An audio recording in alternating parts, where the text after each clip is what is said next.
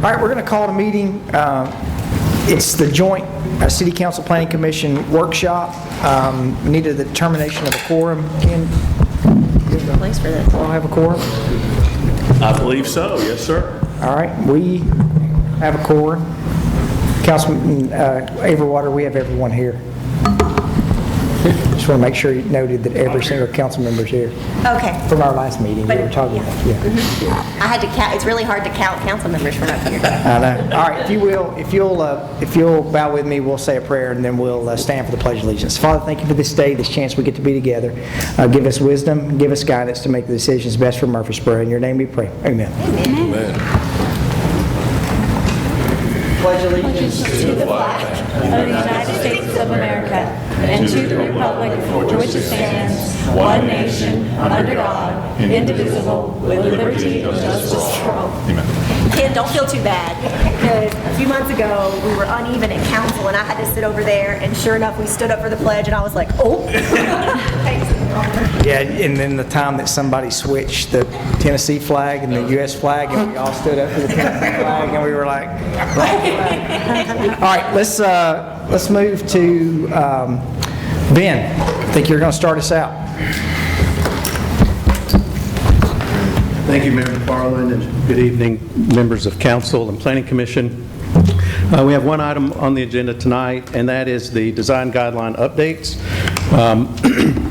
I'll give a brief history, talk a little bit about what we did, and then turn it over to Kevin Gunther from Reagan Smith to go through a little bit more detail about what we did. So, design guidelines, a little bit of history.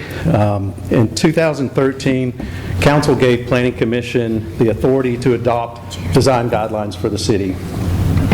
Planning Commission did that in November of 2014. Those were adopted, and then thereafter, Council passed a resolution of support acknowledging Planning Commission's actions and supporting the design guidelines. Since that time, of course that's been 11 years ago, since that time materials have changed, they've gotten better, they've become more robust, our tastes have changed, and so all of that together and listening to some of our external stakeholders, we realized that it is time to update these, look at some materials, look at some formal open space, and so we did that. We hired Reagan Smith, Kevin Gunther, and then assembled a well-rounded group of people in our community, professionals, and I'll go through who those are. So we have home developer builder Dan Bobo from Old South, industrial developer builder Joe Swanson Jr., architect Lyle Lynch from Johnson & Bailey Architects, civil engineer Matt Taylor, SEC, and civil engineer Bill Huddleston Steel. And we want to really reach out a sincere thanks for this group. They've done an excellent job. We met over about an 8-month period, had great discussions, and at the end we all came up with a good product, I think, some good updates, and I think having this external stakeholder group, and many of them are here tonight, but having these guys involved in this was extremely helpful to us. You know, they're the ones who are out there risking their their money and their livelihoods to make these developments happen, and they know what materials are out there that they want to use, what works, and so we just really thank them for being a part of this. And then we're also going to keep them involved in this to keep moving along and looking at the design guidelines to continue with some updates that we have coming down the road. So appreciate you guys and appreciate your continued work that we volunteered you for as well. So with that, I'll turn it over to Kevin Gunther and let him give a little bit more. Thank you. Thank you. Pleasure to be here tonight. I think Kevin Gunther with Reagan Smith, and I need to make note of this because we are now officially Pape Dawson. So if you hear Pape Dawson, that's the same faces, the same people, the same experience that we'll provide. But we were acquired about a year ago by a company out of Texas, and we are now officially blended. So it'll take me a while not to say Reagan Smith, but I'm here with Pete If you Dawson. could say both for our benefit, that'd be I great. could. I would be happy to. It's like the artist formerly known as. Right, exactly. AKA. Kevin Gunther, the artist formerly known as Reagan Smith. So I think these are important guidelines, and I do want to emphasize the fact that it's been very good to be able to work with the committee that Ben has mentioned, also with the city staff.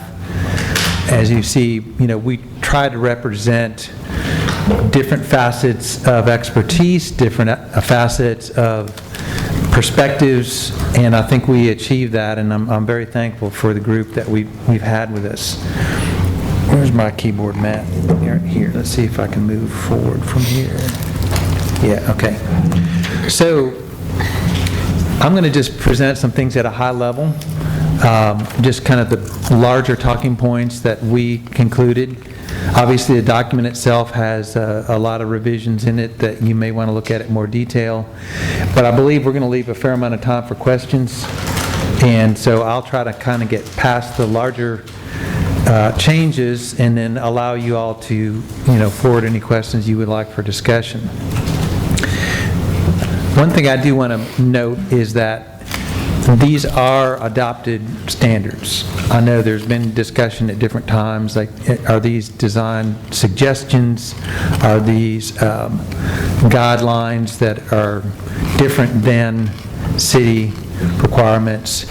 And we are going to probably change the title of the document just to clarify that these are design standards and guidelines. So I think that's important to acknowledge. So it's important for you all to feel comfortable with this and know that it's something that definitely does shape and guide the city's decisions. One of the things we did was to simply go through the whole document and clean up some text. Things that aren't necessarily going to change influencing your decisions or the city's process, but for example, there was a reference in there to a gazebo. Well, I don't know that I've seen a gazebo built in a while. So, we're going to clean up language like that weren't really major changes in the intent of the design, but they were changes that we're trying to just clean up the document and make it a little more relevant. The other thing that we talked a lot about was open space. And we realized that formal open space has been something that's been a requirement. We've seen it implemented. I think over time there's an understanding that it wasn't always clear and it wasn't always relevant to achieving the goals. I think that the city, the development community, and the residents would necessarily feel are important goals. So we looked very hard at that, and that was probably one of the bigger changes that we've instituted in this set of revisions. And one of the major changes in adjusting that formal open space is not requiring it for every site. So there is actually going to be a chart in the document, and we worked very closely with city staff on this, that will actually categorize each land use by zone, and it'll categorize that as to the formal open space may be required, it may be an option, or it may be altogether exempt. And for example, in the case of a motel, I think we left that as a requirement because we feel like that is the type of facility that would benefit, and we'd want that to be included in the required design guidelines. But there's a lot of sites that the developer or the user, the program of that site, the program of that building may not really fit with formal open space, and we wanted to allow flexibility in that regard. So what we've done is we've categorized those different land uses, and there's a lot of land uses now that will fall in the category of it's something that's an option. And what is that option? That option is enhanced landscape. We wanted to retain the desire of the city and the planning staff to make sure that we continue to put a level of quality to the projects we're approving. I think that a lot of things that we've heard over the years is that these guidelines did elevate a sense of design in the city. We didn't want to eliminate that with the provision of the formal open space being an option.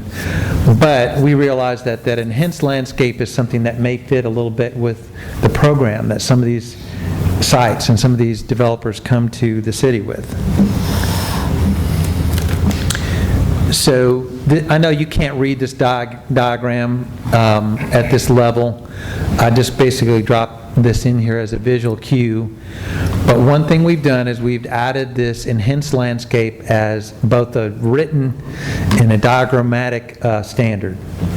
And what this will allow is if the site is not going to require formal open space and it's still something that's needed as an option, the developer can add certain layers of landscape to make that site a little more appealing, fit with the goals of the city, and that can happen in 3 different places. One is the front of the building, and one is the lane, the access lane that runs parallel to the building, and the third is the access drive that approaches the front of the building. And in a nutshell, what these enhanced landscape criteria suggestions are is that you would add a little more width to the landscape. It'll vary from 3 to 11 feet depending on the height of the building. We want to add the requirement that the landscape in this enhanced area has 3 layers to it. And I'm going to get really technical as a landscape architect down here and talk about ground cover and shrubs and trees and the idea that there's some depth to the landscape. We want that to happen in this enhanced landscape area. So all 3 of those things have to be part of the enhanced landscape. In some cases, if people have a design element like bollards or benches, that can replace one of those layers, if you will, because it's adding another feature that we think is achieving that goal of a higher design level. And then the third thing that is part of the enhanced landscape is that there will be some additional shrubs that are added to those landscape beds. And it's not a whole lot, but it's enough to, as I said, kind of create some depth and some layers to what's being done in front of the building.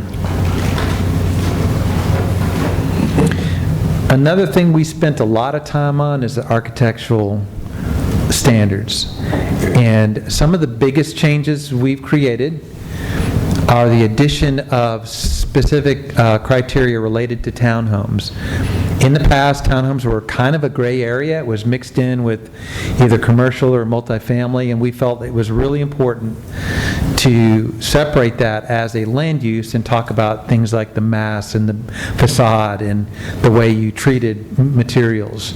So that has actually been separated out, as well as any reference to industrial land use. So those 2 things were separated into their own categories, and each one of the design criteria, whether it was building mass or scale, proportion, color, materials, we evaluated each part of that architectural menu, if you will, with the lens for townhomes and industrial kind of being separate, because we felt like they were their own unique categories.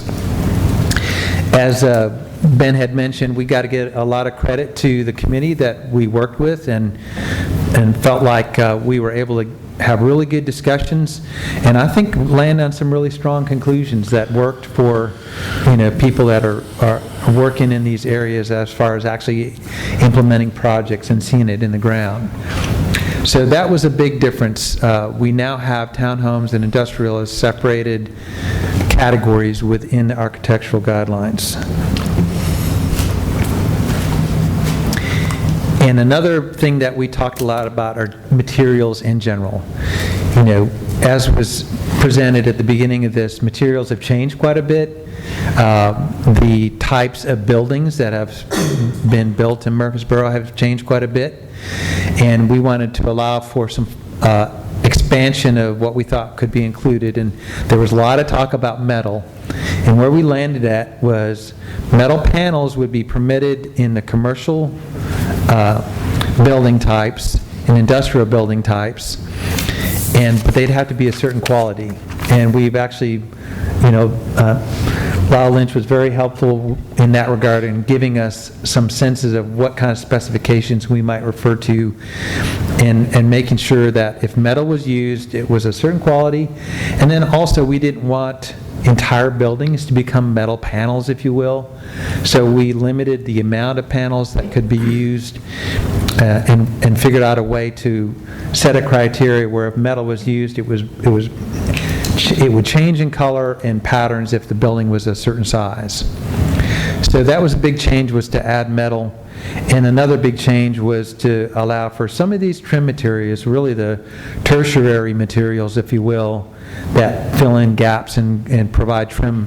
And we wanted to acknowledge wood and plastic and cementitious trim has really come to a place now where we think that can be used. It's not a primary material, but it is allowed as a tertiary material.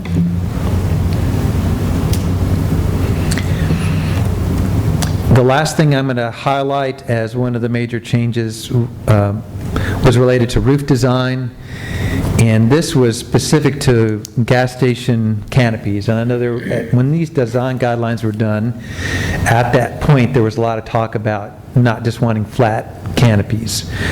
And I think that has been a good rule that we want to keep in place. But we also realized that there were some images added to the document that made it feel like this is the only way you can do it. So what we've done is we've provided that the canopies cannot be flat, but we wanted to make sure that it was understood that there could be other ways other than just necessarily with a mansard roof or what's shown in the picture now. There could be other ways to achieve that goal of breaking up the flat canopy. We also added car washes in the language because we felt like they were very similar to the fuel station canopies, and that we didn't want flat roofs. We wanted to have some architectural detailing added to that. So that's the real high-level discussion of what we thought were some major changes. And I'm happy to dive into any of the details that might come up or any questions related to these high-level changes.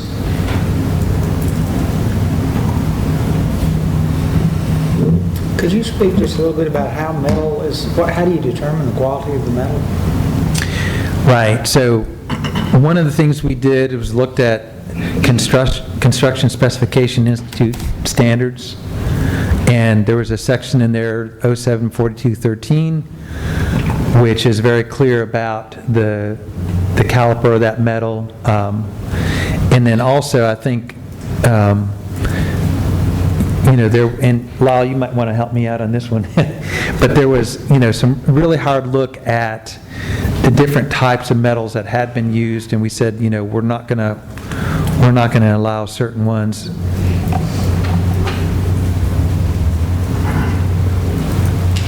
Mr. Shacklet, that was a good question, and we had multiple meetings, and at one of our meetings, I kind of left with the assignment of separating the attractive metal panels from the ugly metal panels. And so I went to work on that, and I failed miserably because I looked in sales literature, and of course they're going to put an attractive building on the front of their literature. And some of the categories that I think were going to be unattractive, they made attractive. But what they did, Mr. Shacklet, is on the building they would have 3 or 4 different types of metal, i.e. the airport. There's a considerable amount of metal on that. Some of it's vertical, some's horizontal and such. And so what we did is broke down that if you have metal panels, any one particular pattern can only cover a certain percentage of that. Therefore, trying to encourage the complexity of the elevation of the facade with different textures of the metal or colors. And one of the things I'll add is that, there was in that CSI section that it specifically talks about a metal material, not some of the materials that I would consider kind of a blended metal. And I think we've also made it clear too that as Lal had mentioned, that the metal has to be in different colors and different patterns. We don't want all the same application over the whole building. And I think there's always room, what we've said is that there's always room for the staff or the city leadership to look at materials that are provided and agree that, hey, this does or doesn't meet the quality level that we're seeking. But we did try, with those specifications, we did try to get a little more clear on what we are looking for. Did that answer your question? Yes. Okay.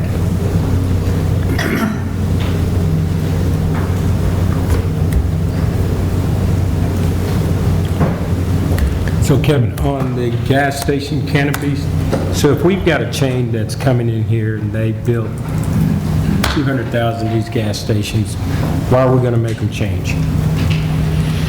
Well, that's a good question.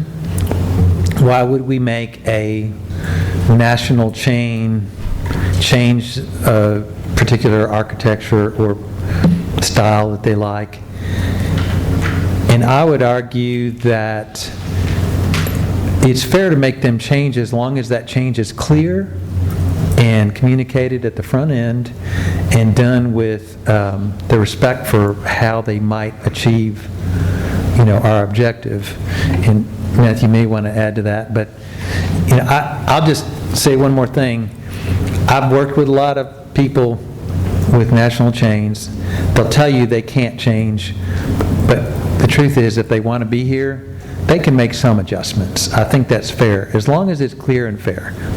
You may have more to add to that. I do, and I think that, well, first of all, good afternoon, Mr. Mayor and members of Council and Planning Commission. I think what we're actually doing here is trying to be a little bit more flexible, and one of the main reasons for that is, I think, we found out that we were kind of pigeonholed by the images that were in the design guidelines, so that gabled roof or that mansard roof look, and we had a major gas station chain want to make investments in Murfreesboro, Wawa, and they have a very unique looking canopy, and while it's flat in the sense that it's not a gabled roof or a mansard roof, it's angled, and so we thought that it was achieving the desired result of not having one of the old-fashioned flat metal canopies. But our design guidelines was kind of pigeonholing us into a certain design. And so I think what we're trying to do is create opportunities for creativity within the design of gas station canopies. And because really what we don't want, I think the direction that we were receiving from the Planning Commission way back 10, 15 years ago was that we didn't want the old-fashioned, just flat, and when I say flat, parallel to the ground, metal plain canopies. Does that help, Mr. Wade? So Kevin, that may, my list, I don't want to jump around, but so on page 58, we talk about standards.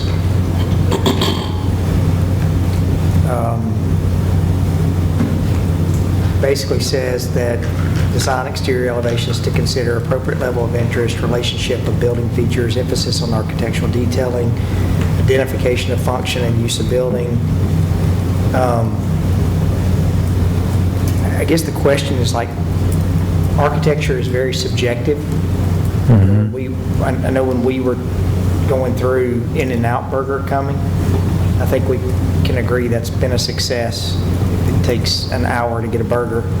There was a lot of discussion on whether that fit in our design guidelines, the GDO. Who determines whether something fits or not? Because, I mean, we may have 4 different planners who have 4 different ideas of what is subjective, much like in construction. I think Tristan will agree. You have inspectors that this is that inspector's hot button. This is what they want to see, but you may have another inspector in another area of the city Totally different. They do not care about that. Yeah. So I think what the thing that we have is we have, rightfully so, different planners who see different things. So how can we make sure that it's not just what area you're building in or whether that someone is going to approve it or not, because that's what they like to see and not what, if you're building on the east side of Murfreesboro, this planner could care less about what the person over on the north side sees. Right. I'll probably expand the answer to this question to include staff, but I'll say, there are intentional parts of these standards and guidelines that are saying these are suggested guidelines. They are not saying this is exactly what you have to do. And the reason for that is we do want to leave room for creativity. We want to leave room for those discussions. I think it's healthy debate. I think there should be times where you're challenging as a city leadership and as staff, is this the look we want? I think that what we were able to do with the committee and with city staff was to go through each section carefully and say, how's it been working? What are the areas that really are unclear or creating constant challenge when it comes to interpretation? So the two that we heard the most about were the formal open space and the materials. And then we also heard a lot about the facades of townhomes and how that it's not an apartment, it's not a commercial building. So, and I give a lot of credit to Dan Bobo walking through that with us and saying, here's what works for us, here's what doesn't. So, back to your question, I think we did try to create better clarity in those things that we have heard have kind of come up again and again. But we've also left a fair amount of room in here for interpretation. Okay. Because I don't think you want, as you said, architecture is subjective, design is subjective. We don't want to create an environment where we have to dictate that you can't have a Whataburger. But if one comes to town, I think we've given you... Too soon to talk about Whataburger. Sorry.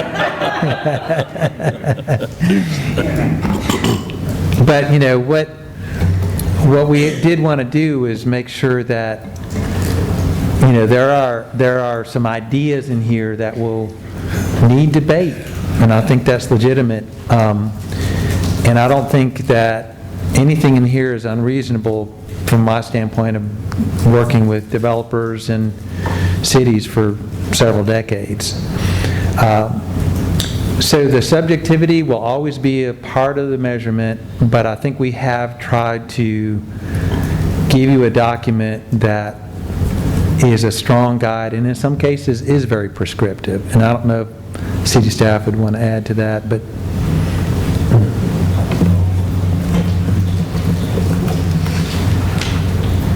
yeah, Kevin's correct, Mayor. Probably every conversation that has come up about architecture from developers, we probably went through each one of them and weighted against what we actually put into the design guidelines. I was the in and out guy that they talked to, trying to walk that tightrope with what's architecturally right for the GDO. But after we sat with the stakeholders, that Dan did a great job of saying, this is my rub. Matt Taylor said, this is my rub. And we looked at it, and so we cleared the actual definitions up, we cleared up some of those gaps and how it was explained, which caused a lot of that Planner 1, Planner 2 having different looks at the design guidelines. So we looked at all of those line by line to try to clear all of those opportunities up as much as possible. The other one, we've got a thing that says flat roofs are prohibited on townhomes. And the thing I think we need to consider, there's some really nice townhomes that are being built that have some flat roof elements on front porches. And so I think just to go through and uniformly say flat roofs are prohibited, you're really taking a design element that could be a good design element out by eliminating flat roofs. Taken.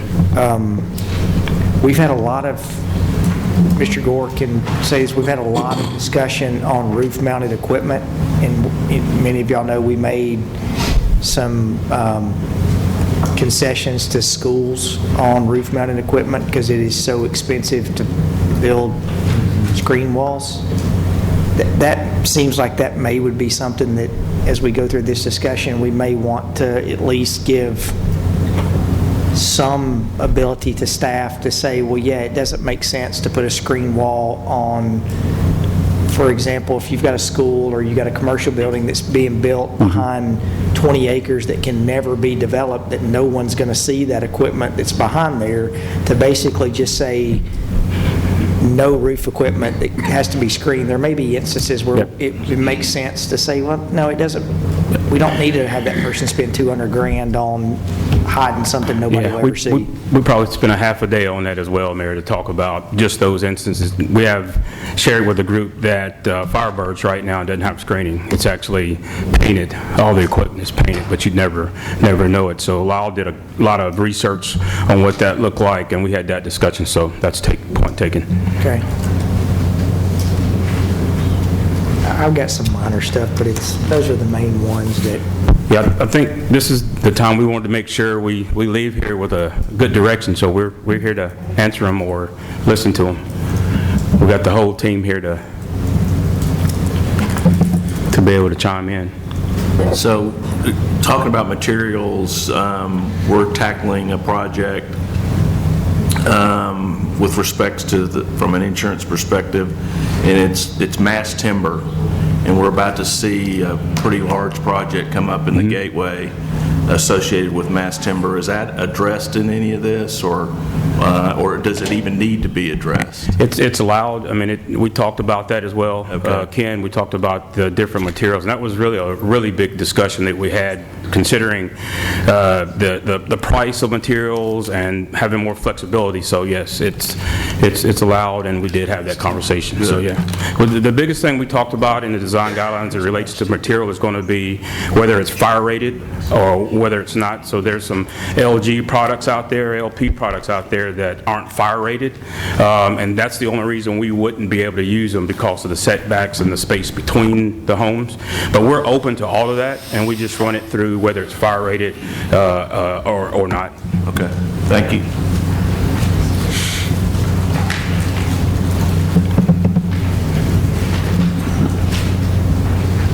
So Greg, I guess the only question I've got is the word vagueness. Vagueness? Vagueness or interpretation. I guess each of us has probably gotten calls at times saying, well, here's the design standards, but the planner is saying I've got to do this, even though it's not in the design standard. What have y'all done to alleviate that? Because that's a headache. Yeah, absolutely. For the builder and developer's got everything on the line trying to get something off the ground. And you got one person saying, well, it has to be this way, but the standard says otherwise. Yeah, we talked a lot about that also as it relates to standards and guidelines. And so the standard, we thought was a suggestion. The guideline is more rigid and more of a direction than the standard. So we went through that just like the guidelines and the standards. Like I shared with the mayor during his question, we went through as many of those because the whole group, all stakeholder group staff, we know all of those that you guys are getting calls about. So we walked through the document to try to clean all of that vagueness up as much as possible.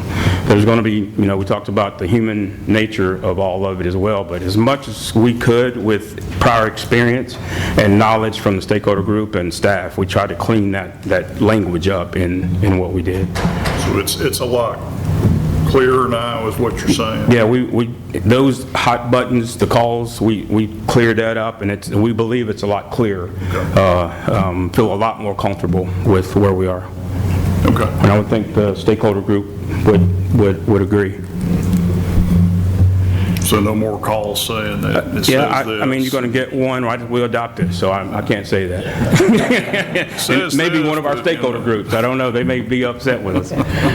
Yeah, but I think it's as clean as it has been in a while. I think you hit the nail on the head earlier, because I think it's 11 years since we've updated this, and we adopt a plan like this, and if we don't really look at it as things change, a lot's changed in 11 years. In an 11-year-old document, no one builds things the way you did 11 years ago. Like, I'm looking at this, one of the things that just pops out, page 64, I highlighted colors. Primary building materials, up to 3 colors may be used on the primary building materials. Primary building materials shall not be bright or vibrant colors. So who determines what a bright or vibrant color is? Like, there's... Yeah. So, I mean, there's all kind, like Trader Joe's has got a really bright red on their building. So is that against the design guidelines because it's a bright color? Or, the reason we put that in was because of the old Pizza Hut on Broad Street that got painted solid orange. That's why we put that in. And is a light orange a vibrant, bright orange? Right? I mean, the thing that you saw with that is that business went out of business, and then the market said, I don't want to lease an orange building, so they renovated it, and now it's a nice...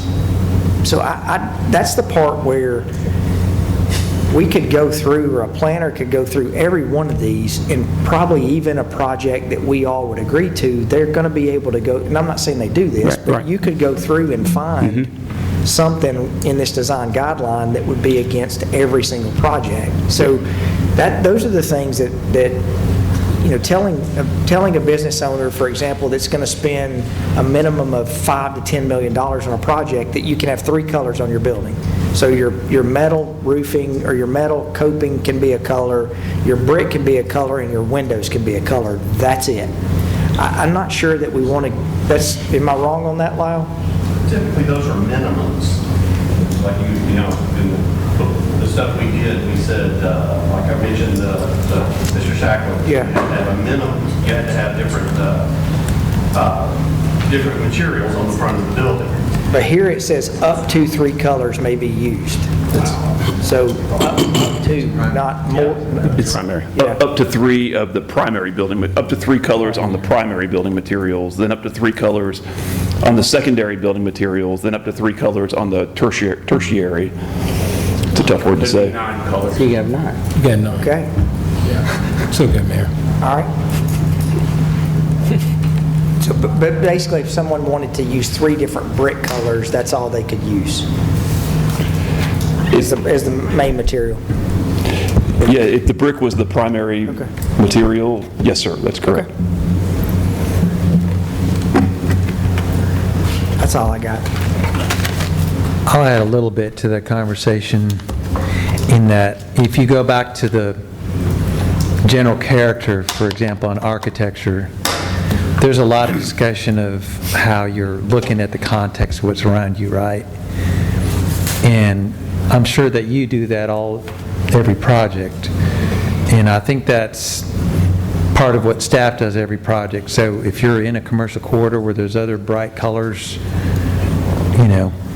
I think it's easier to say, well, that's not a offensive, vibrant color, and you can compare it to some things around it. So I think the context has a lot to play in that.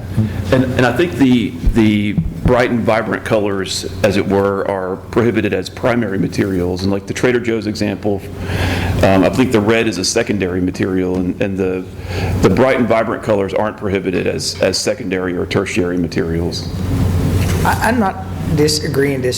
I just, maybe as you see different projects now, like, I love the Avenue, but I drive up to Maryland Farms now, and everything in Maryland Farms looks the same. It's the same brick, everything's the same. And so now there's a section of the Gateway where you drive from Thompson to Broad Street where the hospital is, and everything looks the same. So I'm more like, hey, if there's some variety, I'm okay with it, so that it doesn't look just bland and uniform. And then if somebody wants to spend $15 million on a building that they're going to build, then so be it. Yeah, and that's a part of this process, Mayor, will also be us continuing to meet with the stakeholder group to continue to move through some of those opportunities. So just to make sure we're not pigeonholing ourselves for the next 11 years and things start passing us by. I have a question, and you probably should know this already, but if somebody has a disagreement with what's in the guidelines, what is the appeals process? If you have a planner that's guiding this, shepherding this through, and he says... Normally, after 4 or 5 calls to you guys and staff working, we normally get to an even ground. The opportunity we had when we did this for sure was to try to prevent that from happening. Councilman Shacklet, it was our main objective to do that. But eventually, we got there with in and out. Eventually, they called the state CDC on me, but we normally get there and working through it, and have become more open to the flexibility you guys are wanting to have in the city. When you had that process happen, and I'm sure in the next 11 years it'll probably happen once, but when it happens, do we go back to the guidelines and make a revision? That's the documents stay that way. That's why we don't want to adopt it at the council level, and we keep it adopted at the planning commission level. So now moving forward, we'll be able to have those opportunities to move a lot quicker. Okay. And that's why we've asked. Do we need to give you as the planning commission always votes on something that says subject to staff comments, do we need to give like a little caveat at the bottom of this that says, if there's a dispute, that it could go to the city manager, or it could go to, how? I think we could bring the joint workshop, it could come. I've got, sorry. He's just a boy from the water department. Just to be honest, that's what I really thought this joint conceptual workshop would be, that outlet to let folks that have, if they have a land, the sewer allocation, or if there is an impasse on the design guidelines or a misinterpretation. I think that was actually one of the bullets I had when we talked about forming this workshop, was that if there really is a misinterpretation, or they can't come together on an interpretation of a guideline, bring it before this group. Interesting, Darren, even if they're already in the application process? Yeah, I think at first we actually talked about only allowing projects that were in the application process to come before you. And then we backed off of that to say, because I think Franklin does that. They only let projects come, is that right? They only let projects come forward that are in the application process already, because we didn't want to, I won't say waste your time, but we wanted somebody to have some skin in the game before they came before you all. But I think we've backed off of that because conceptually, again, some of these land use projects that may not align with the future land use map, we wanted to get those in front of you before they got in the application process. So I think we can do both. Are we recording these meetings? So wouldn't we have to start recording them then if someone's applied? We're still saying that there's no votes. We're not making, this is just really for folks to come forward and make their case, I guess, or to give you their interpretation. Maybe staff give their interpretation, and then it would not be a vote.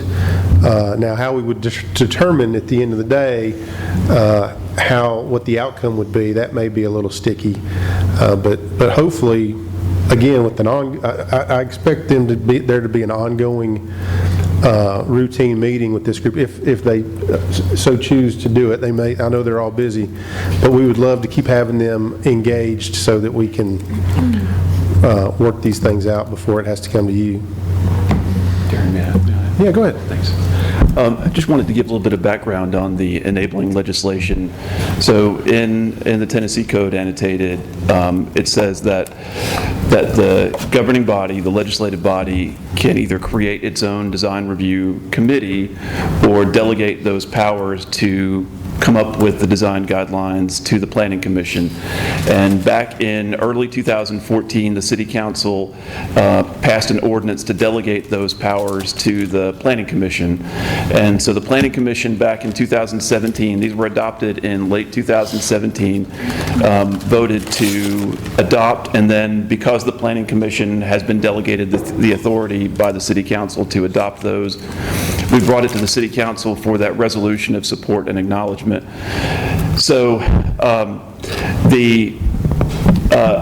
in reading the ordinance that delegated that power to the Planning Commission, what it says that is if there is someone who is aggrieved by how the Planning Commission is administering the design guidelines, then they can appeal that to the legislative body, the City Council. So ultimately, the arbiter of that would be the City Council, but on a day-to-day basis, the Planning Commission has been delegated by Council the authority to adopt the guidelines and to administer them.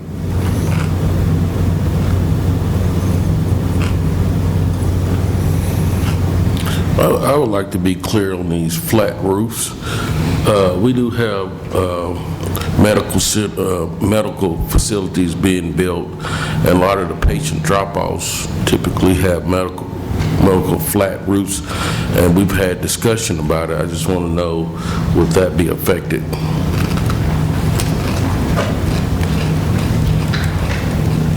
I don't think so.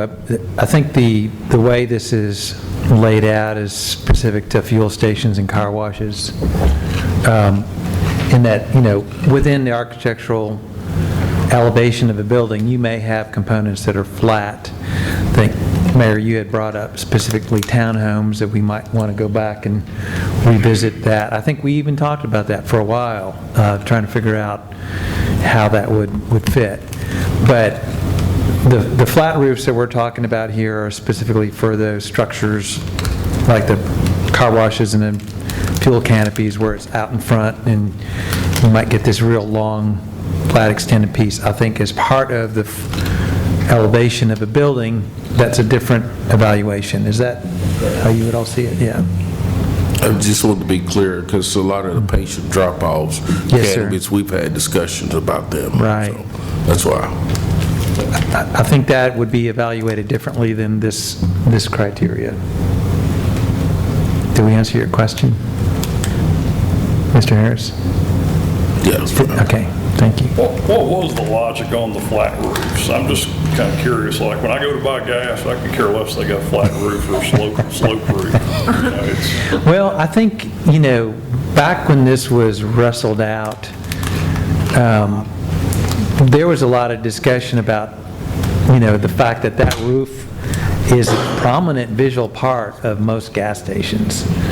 And was there a way to create a little more variety and something that would not make it feel quite so monolithic? But you probably have a history on that too, man. I mean, I've got a lot of history with 24 years. And Mayor McFarland probably remember this. This was kind of a throwback to Bob Lamb. I think that back in probably We just said that.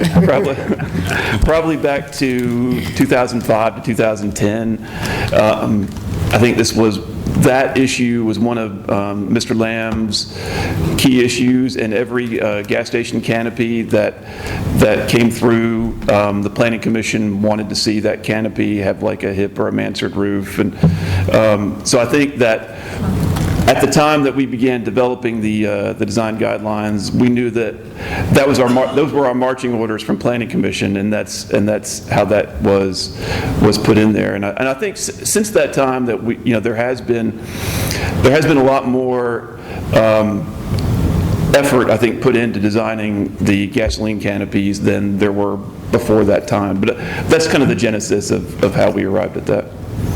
I think too, once it was kind of formatted that way, then the next guy that came in that was asking for something different, it was a fairness issue where the fellow that's across the street had to put the hip roof in, and then if you wanted to put a flat roof across the street, even though it was a year or two afterwards, the planning commission didn't feel like it was fair for them to be able to do that, right, wrong, or indifferent. But I think we'll see that Buc-ee's has 120 pumps under a flat roof coming pretty soon. Buc-ee's is a flat roof. I think it has. That's a big roof. Yeah, That's a I real think so. big roof. Yeah. Stakeholder group, anything? Go again. Good deal. So this was designed just for this type of dialogue. Appreciate the feedback. Notes have been taken on the feedback as well, and we'll implement those. Just to reiterate that we'll be continuing the dialogue with the stakeholder group. We have about, Kevin, 3 pages of design guideline changes that we're going to be looking at as a stakeholder group as well that are still existing from previous staff interactions where we had a meeting with staff, and it was that we had 7 different interpretations of the design guidelines, so we jotted those down in a document, gave it to Kevin, and we'll be working through those continuing to work through those with the stakeholder group as well. One final comment. I mean, this is someone who's sat with Bob and, went through the whole gas canopies, and then, when Shannon Logan was here and she was adamant on window panes or window grids, and, we've gotten into the roof lines, and we say, okay, look, we want downtown, we want one unit to look like one big house as opposed to individual units. And so the part, I think, the council may completely disagree, so one person, but I really would like us to focus on the planning aspect, the ingress, egress, the drainage, Parking. infrastructure, all of those things, and not focus parking, and not focus on, okay, this foundation is only 2 inches off the ground. We need to make sure we have rails around the porch so it gives some sense of balance. And so, to me, that's, Darren's heard me say this, it's major on the major and minor on the minors. And I feel like from listening to the development community, sometimes we focus on the minor things that don't necessarily improve the value of the project to the resident. Because look, if somebody wants railing, or they don't like the window design on the house, or a townhome unit, or a commercial unit, then Or the soffits or the shutters. that will have to change for those units to be able to be sold. And so that's the part where the design guidelines almost have been like this weight around our ankle that we like, hey, I like that, but our design guidelines don't say it. That's my 2-minute soapbox rant, that we can focus on the planning aspect. Yeah, absolutely. We'll continue to work through that, for sure. When did the plan on this coming? When is this enacted? Yeah, we wanted to incorporate these changes and then set the date to come to Planning Commission. We're going to set a date. We won't ever see this. Yeah, it goes to the planning commission. We'll bring it to City Council as well, just to for you guys to actually look at it and acknowledge what it being adopted. So on the colors, they can have up to 9 colors on the primary, secondary, and tertiary. 3 each. 3. Yeah. And most often, that's normally most often it's franchises that come in when we really get into those types of things. The other thing, board spaces, glazing, and those kinds of things are things that we looked at real hard as well, Austin, to give more flexibility to what could be used, materials. Going more on the paint thing, why don't we just take the color thing totally out and let the market dictate the paint stuff? I think one of the things that always, my first planning commission meeting was 2 hours, where we ended up talking, Sean, about white not being a color. And so, yeah, I would love to do that, but believe it or not, we will get and have gotten somebody to want to paint something purple. I mean, But if they build something purple, like the mayor said, if they build something purple and the market doesn't like it, the market's going to make it be painted something different. So if Tootsie's wanted to come downtown right now, we would say, no, you can't come to Murfreesboro and paint a purple building. I think probably a greater example would be Tailgates. Who? Tailgate Brewery. Brewery, yeah. Yeah, with their building, totally different, normally wouldn't be something that would make everybody's head spin, but we worked through that to get where they are. What do you mean worked through that? The mural on the side, it's, we don't get into art, all that, but it was not something that was, according to the design guidelines, that could be bright and not allowed, but we worked through it, so. Well, I don't think you guys got a call on that one. So we'll work through it. I don't know how we can just take the training wheels off of all of it and still be able to maintain. I mean, so, but these design guidelines they're not going to apply to the GDO. The GDO is already going to have. Right. Right. So we're really talking outside the GDO. Yeah. And I'll be honest, Greg, when you say work through it, I hear treat people differently. I think And I it's don't working with the civil team and the developer to get where we are with what they're wanting to do. And it's an iterative process. I'm good to take colors out completely. Yeah, I mean, I don't think you take colors out. I think what we have to use is common sense and what's best for Murfreesboro. Because if you take colors out, we're going to go down another rabbit hole by taking colors out. I don't think it's fair, like he said, if the mayor said, if Tootsie's wants to come to downtown Murfreesboro, and the planning commission and the planning department says, yeah, we understand purple's your thing, we really love you, we love hanging out there on Friday, you can paint your building purple, and then Starbucks wants to come downtown and paint their building green, and we're like, nah, we don't really want Starbucks down here. yeah, I think we're open to making those changes. We haven't changed anything from the 2017 in this document, but we're open to following whatever process. If it's the process is, like Darren mentioned, to bring it before this body, if that has been requested, yeah, I think we can definitely work with whatever process this body would like us to do. Remove it or... I mean, we can go back, Ken will remember this, when,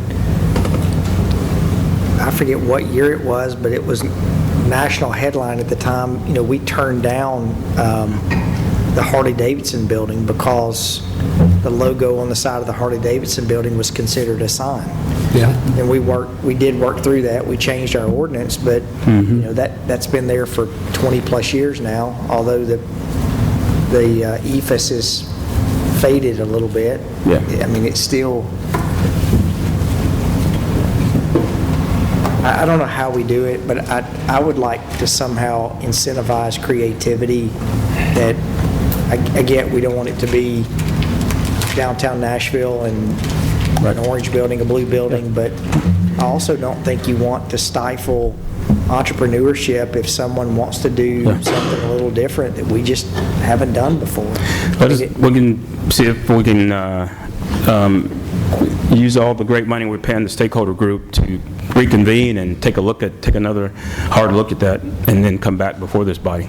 Because think about this as well. There's residential developments. The neighborhood I live in, there's a house that is painted black, and the HOA approved that, but that may not be something that we would look at as a city and say, look, we don't like that. But the house sold, and the people who live in it, I assume, love it. So I think we're really talking about commercial buildings is what we're really talking about. Yeah. So, and if somebody wants to come in, and I think we should incentivize different things. Yeah, we'll go back with this body and this group and look at it and come back with something different. Can I ask a question? Has color been an issue with developments? I mean, is that something that somebody says, we mentioned something like Tootsie's, that's kind of, to me, an outlier of what is realistic to think. That could happen, but I mean, is this something that it does, Councilman Shackley. It is a thing to Mayor's point for the, bringing different types of product to Murfreesboro. So, yeah, it is something So, that, Bill, like under our current ordinance, I'm using this as an example, we would have to make an exception for IKEA to come to Murfreesboro because they've got a blue building with a yellow stripe, right? under the current design guidelines, So it would be that's different. those are the instances where you haven't, I think I'm right on that, but if you have a national brand that does things one way, there are significant things in our design guideline that would prohibit that group from coming. Wawa's. But that's where you make an exception. So, Yeah. But didn't we say that if somebody, they would appear before this body to... I think that's ask for an the exception? new process You've we're got a wanting to. protocol established Yeah. that would correct it, but the majority of issues that deal with on a day-to-day basis, you have something that you can tell a developer, reasonable expectations are to look like this. These are guidelines that are broad swaths of guidelines that he can deal with a design, as opposed to something, if something unusual like that comes up, we've got a protocol that can deal with it, come to this body and make that appeal. And That's been and if established, it's absolutely. economically makes sense for us to do IKEA or Tootsie's, then do it. Yeah. So I think that sometimes I think a planning document, and we talk about it being a living document, that's the one thing I was thinking about this is there, so we don't look at it in 11 years. We have Yep. this regular group of people, professionals that are reflecting upon what has been brought before us in the year, and do we need to make changes in our the main document? Do we need to do that? Maybe we need to look at this every year, or maybe 3 years anyway. Yeah. But and then make those suggestions Yeah. as to how we can refine our guidelines. But I'm a little tempted to not make huge changes and just to see what the market would do. I'm a little uncomfortable with that. Just 30,000 foot. The real reason, we wanted to start having these joint conceptual workshops was so that if staff was being too rigorous in letting something move forward, there would be an outlet for that applicant to come to you and say, we are being creative, this is something new, this does meet the market, let us proceed, and you all agree to it. Conversely, if staff is too accepting of something and you all don't like it and you want to stop it, if staff is being too, flexible, let's say. So it really is to try to take those the bell curve, right, the exceptions that don't really fit the mold, because any kind of spec or any kind of policy or any kind of design guideline, you're trying to catch, and if you can catch 90% of it in that policy or guideline, it's a great policy and a great guideline. There's always going to be 10% on the fringe that are going to need some type of governing body direction, right? So that staff doesn't get criticized for being too flexible or being too hardline. And that's why we really wanted to come to bring it into this forum. That to me is why we're doing this, to take care of those 10% exceptions that just can't. You're never going to be able to write a policy or guideline to handle every instant.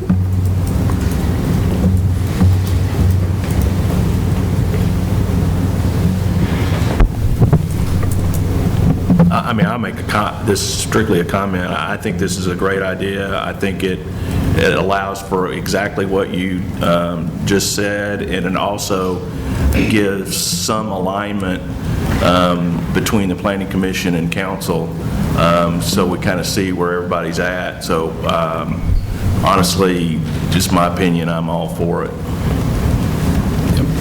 And just in the 2-3 meetings that we've had, I think there's been some really good productivity associated with it. And it helps staff as well. Yeah.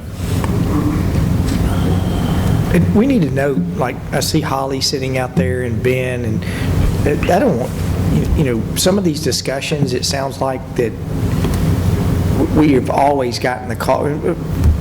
Mayors and council members and planning commission members 20 years from now, they're still going to get the calls from the outside developer that's not happy with the answer they got. I mean, that's just, that's the way it's been. It's probably the way it always will be. That's different relationships. But I don't want ever y'all to think that we're like beating up on the planning staff. That is not the case. I think it's improving to make sure things get better. Like, we dealt with this the other day that RS-15 lots, we want people to develop and build the biggest lots, but then we say you can only build on 25% of your lots, and then we look at other communities and they allow way more than that. And so now, as you're seeing people wanting to add accessory structures or a pool house or something, we're bumping up against that rail, and we didn't know that until you do it. Yeah. And so that's nothing against the planning team. It's just that's how these discussions and how we improve by having the conversations. And so this body knows as well, we understand that we were operating under suburban policies and ordinances and regulations, and the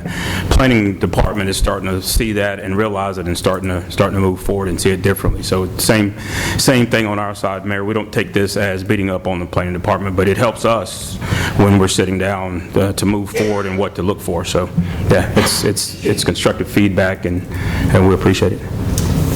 Sitting here listening, what I've gotten out of the whole meeting is it's nothing black and white. Yeah. I mean, that's what we've spent an hour and a half talking about. It's nothing black and white. Just trying to get to that 10%, absolutely, that Darren talked about, trying to narrow it down so it's only 10%, hopefully. That's correct. Anybody else have any items on their list? I'm just with Councilman Shacklet. I think this is something that we need to look at more than every 11 years. I mean, I think we've all probably been a part of putting together a strategic plan. We get it done, we put it on the shelf, it starts collecting dust, and we're good to go for at least 5 years. But I think at a minimum of 3 years, we would need to revisit this document. That way we're not 11 years in and having to probably change more of it than we really need to. Yeah, we found that to be true with the future land use map as well, where downtown was RS-15, suburban residential downtown, and nothing was that. So, absolutely. It's what you don't know until you know. Yeah. You really, a lot of these things you don't, like you see Matt out there, you don't know until you design a project and something pops up, whether it's infrastructure or site plan, you're like, dang, we never thought about that. And the other thing is all the good land is gone. So now we're developing some difficult land, and the ordinances, they're really not set up for the difficult land, to be honest, because of the setbacks and all those things. So that's the other opportunity for us to continue to look at this document as well, to make sure we're allowing that flexibility as well.